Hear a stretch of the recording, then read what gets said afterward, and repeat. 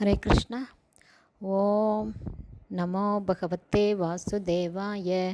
ஹரே கிருஷ்ணா. நம்ம சந்தனு மகாராஜாவுடைய கதை பார்த்துட்ருக்கோம். மகாபாரதத்தில் அவர் வீர தீர பராக்கிரமசாலி, பேரழகானவர், மிக மிக திறமையானவர். அவர் கங்கை நதிக்கரையோரத்தில் ஒரு பெண்ணை பார்த்து அவளை திருமணம் செய்ய கேட்கும்போது, நான் என்ன செஞ்சாலும் நீங்கள் கேட்கக்கூடாதுங்கிற நிபந்தனையில் கல்யாணம் பண்ணிக்கிறாங்க.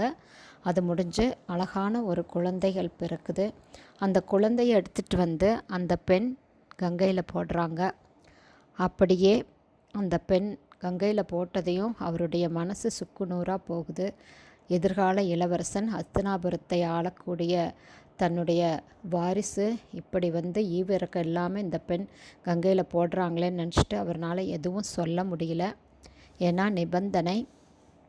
அதே மாதிரி பார்த்திங்கன்னா அடுத்தடுத்த வருஷத்தில் இப்படியே வந்து ஒவ்வொரு குழந்தைய 7 குழந்தைகளை அந்த பெண் கங்கை நதிக்கரையில் போய் கங்கையில் வீசுகிறாங்க. இது எல்லாம் பார்த்து அவர் அப்படியே துடிச்சு போய் தாங்க முடியாத வேதனையில் இருக்கார். கடைசியாக 8வது குழந்தை ஒன்று பிறக்குது.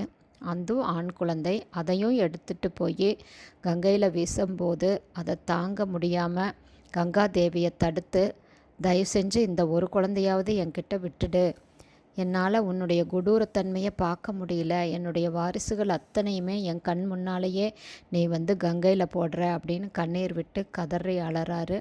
அப்போ வந்து அந்த பெண் சொல்கிறாங்க, நான் வந்து சாதாரண பெண் கிடையாது கங்காதேவி, நீங்களும் சாதாரண மானிடன் கிடையாது. ஸ்வர்க்கத்தில் மகாபிஷக்னுங்கிற அரசனாக இருந்தவங்க பிரம்மனால் சபிக்கப்பட்டு சந்தனுவாக இங்கே பிறந்திருக்கீங்க.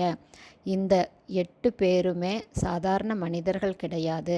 இவங்கெல்லாம் தேவலோகத்தில் இருந்தவங்க, அஷ்டவசுக்கள் அப்படின்னு சொல்லி அவங்களுடைய கதையை எடுத்து சொல்கிறாங்க. மேலும் 8வது குழந்தைய நானே வளர்த்து எல்லா அஸ்திர சஸ்திர வித்தைகளையும் சொல்லி கொடுத்து உங்ககிட்ட கொண்டு வந்து சேர்க்குறேன் அப்படின்னு சொல்கிறாங்க. அஷ்டவசுக்களுடைய கதையை நாளைக்கு பார்க்கலாம். ஹரே கிருஷ்ணா. குருதேவ்க்கு ஜெய்.